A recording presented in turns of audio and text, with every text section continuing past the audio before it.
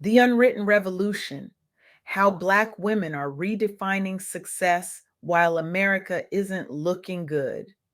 Morning, everyone. I stand before you today, both humbled and electrified by the conversation I recently had with Carla Swift, a visionary strategist whose work has fundamentally transformed how we understand the economic landscape for Black women in America. Carla isn't just documenting change, she's catalyzing it. Through her groundbreaking research and fearless advocacy, she has illuminated pathways that have been invisible for too long, challenging institutions and individuals alike to recognize the extraordinary revolution happening right under our noses. What Carla shared with me wasn't just information, it was revelation. And today I'm not just going to tell you about it, I'm going to show you how it changes everything we think we know about success, resilience, and the American dream. When we talk about entrepreneurship in America, we love our neat, inspiring narratives. The scrappy startup founder, the college dropout turned billionaire, the steady march of progress where barriers fall and opportunities expand. It's a comforting story.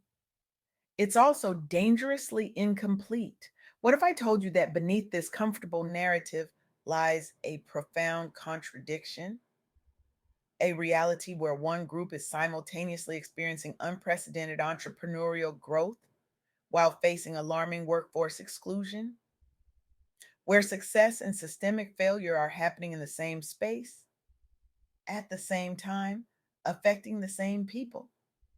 Here's a statistic that should stop you in your tracks. Black women in America today are starting businesses at 6 times the national average. 6 times. This isn't a minor statistical anomaly. This is a seismic shift that should be front page news across every business publication in the country. Yet simultaneously, Black women are being pushed out of traditional employment at rates that should alarm us all. Their unemployment numbers are rising, their workforce participation is declining. In a supposedly booming economy, they are being systematically excluded.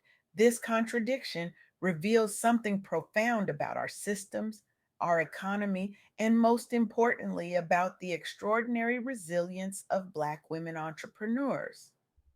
As Carla explained to me with fire in her eyes and conviction in her voice, this isn't just an interesting economic trend. This is a testament to how Black women are responding to systemic barriers, not by accepting them, but by creating entirely new pathways to success. Let that sink in for a moment. In a system that continues to present obstacle after obstacle, Black women aren't waiting for permission. They aren't waiting for perfect conditions. They're building their own tables instead of begging for seats at existing ones. They're transforming challenges into opportunities with remarkable creativity, determination, and vision. But here's where we need brutal honesty. This entrepreneurial surge isn't happening because the playing field has suddenly leveled. It's happening despite persistent inequities in access to capital, mentorship, and networks. It's happening because necessity, vision, and sheer force of will have combined to create a powerful force for change. Let me bring this to life through the journey of Morgan DeBaun, founder of Blavity Inc. When Carla shared Morgan's story with me, I was struck by how perfectly it encapsulates this phenomenon. Morgan left a secure corporate job to build a media and technology company specifically designed to support Black millennials and professionals. Why? Because she saw a critical gap in representation that needed to be filled, not just as a business opportunity, but as a cultural necessity. Blavity faced the typical challenges of any startup, plus the additional barriers that come with being a Black owned business in America: limited access to capital, skepticism from potential investors who couldn't see the value in a platform centering Black voices. Questions about market size that white founders rarely encounter. Yet today, Blavity has grown into a multi-million dollar company with global reach, hosting Afro Tech, one of the largest Black tech conferences in the United States. What began as a small team with a big vision has become a standard bearer for Black owned media, inspiring a wave of tech entrepreneurship and creating a blueprint for culturally relevant business models. Morgan didn't just build a company, she created an ecosystem where Black voices, perspectives, and innovations could thrive. She didn't wait for mainstream media to make space. She built her own platform and invited her community in. This pattern of identifying gaps and transforming them into opportunities repeats across countless success stories. Take B. Dixon, founder of the Honey Pot Company, whose journey Carla also highlighted in our conversation. B created a plant based feminine care line after developing her own remedy for personal health issues. She recognized not just a gap in the market, but a fundamental lack of inclusive natural products designed with all women in mind. Despite struggling with funding and facing skepticism from investors who couldn't see beyond their limited understanding of the market, she persevered. When the Honey Pot Company became the first Black owned feminine care line sold in Target, it was a breakthrough moment.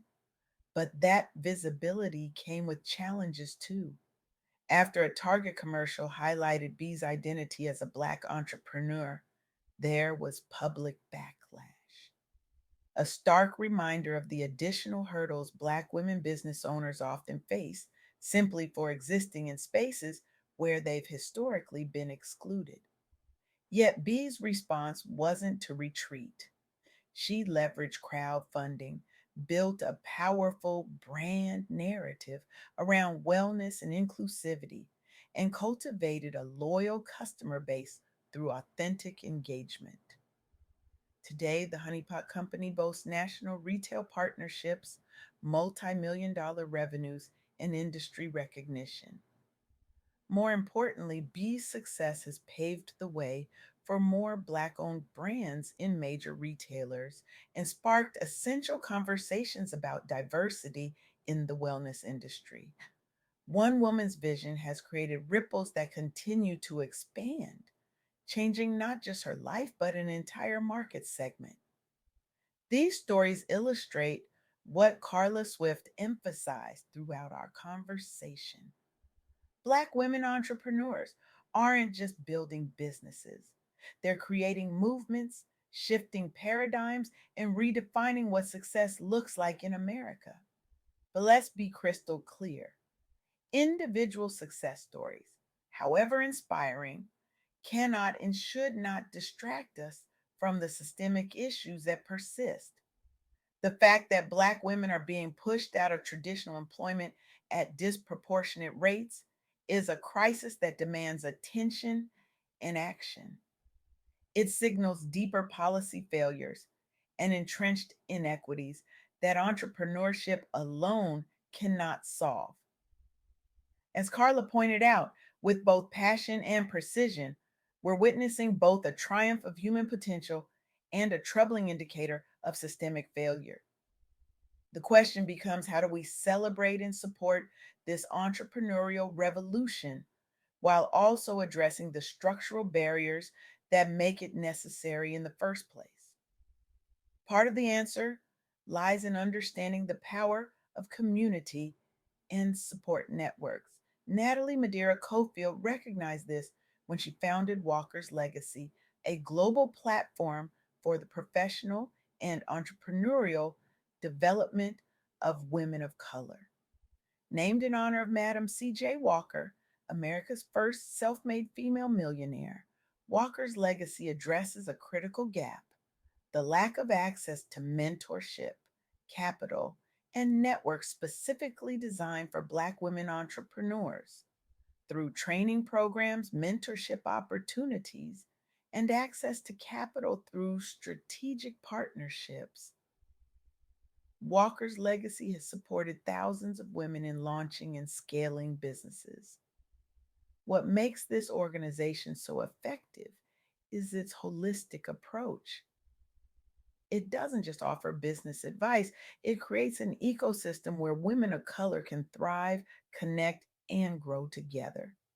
Its national expansion, partnerships with corporations and government agencies, and recognition by the White House speak to both its impact and the critical need it addresses. The success of Walker's legacy underscores a crucial insight from my conversation with Carla Swift. Community matters. The most successful Black professionals and entrepreneurs leverage mentorship, advocacy, and connection through organizations and events designed specifically for their advancement. They understand that in a system not built with them in mind, creating alternative support structures isn't optional, it's essential. This brings us to a fundamental truth that emerged from my conversation with Carla. The extraordinary success of Black women entrepreneurs isn't happening because America has solved its equity problems. It's happening because these women are finding ways to succeed despite those problems.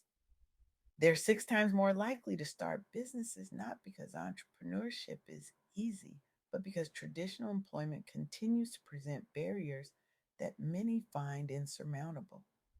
They're creating their own opportunities, not because the doors to existing ones have swung wide open, but because too many remain stubbornly closed. This reality challenges us to think differently about how we measure progress. Is success defined by individual triumphs against the odds or by systems that don't require heroic efforts just to participate? Should we celebrate entrepreneurial resilience without also demanding accountability from institutions that continue to exclude and undervalue Black women's contributions? Carla Swift's insights suggest we need to do both. We must amplify and support the remarkable achievements of Black women entrepreneurs while simultaneously working to dismantle the barriers that make their journey unnecessarily difficult. This means addressing funding disparities that leave Black women founders receiving less than 1% of venture capital. It means creating mentorship pathways that connect experienced entrepreneurs with emerging ones. It means recognizing and valuing the unique perspectives and innovations that Black women bring to the marketplace. It also means acknowledging that entrepreneurship shouldn't be the only viable path to economic security and advancement. Black women deserve equitable opportunities in traditional employment as well, with fair compensation, recognition, and pathways to leadership. The stories Carla shared with me of Morgan DeBaun building Blavity from the ground up, of B. Dixon transforming personal necessity into industry innovation with the Honey Pot Company, of Natalie Madeira Cofield creating a support ecosystem through Walker's legacy. These aren't just business success stories, they're testaments to what's possible when talent meets opportunity, when vision overcomes obstacles, when determination refuses to accept limitation. But they're also reminders of how much potential remains untapped, how many barriers still need to be dismantled, how much work we still have to do to create truly equitable systems.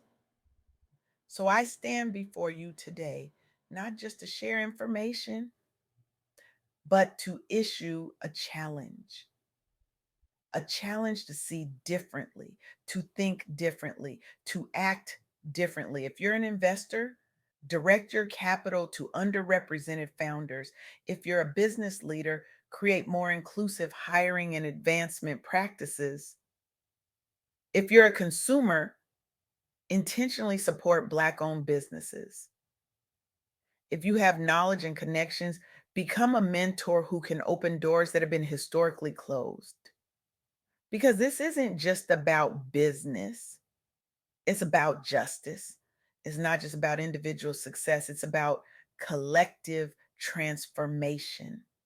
It's not just about celebrating resilience, it's about creating systems where such extraordinary resilience isn't required just to participate. The revolution, led by Black women entrepreneurs, isn't just changing business, it's changing America. It's showing us what's possible when determination meets opportunity, when innovation meets necessity, when vision refuses to be limited by circumstances. Carla Swift so powerfully articulated Black women aren't just participating in entrepreneurship, they're redefining it. They're not just building businesses, they're creating legacies. They're not just seeking success, they're transforming what success means for generations to come.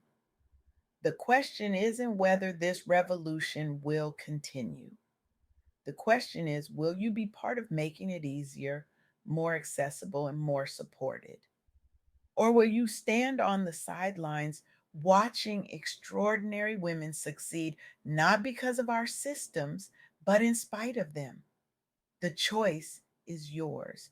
The time is now, and the revolution, whether acknowledged or not, is already well underway. Thank you.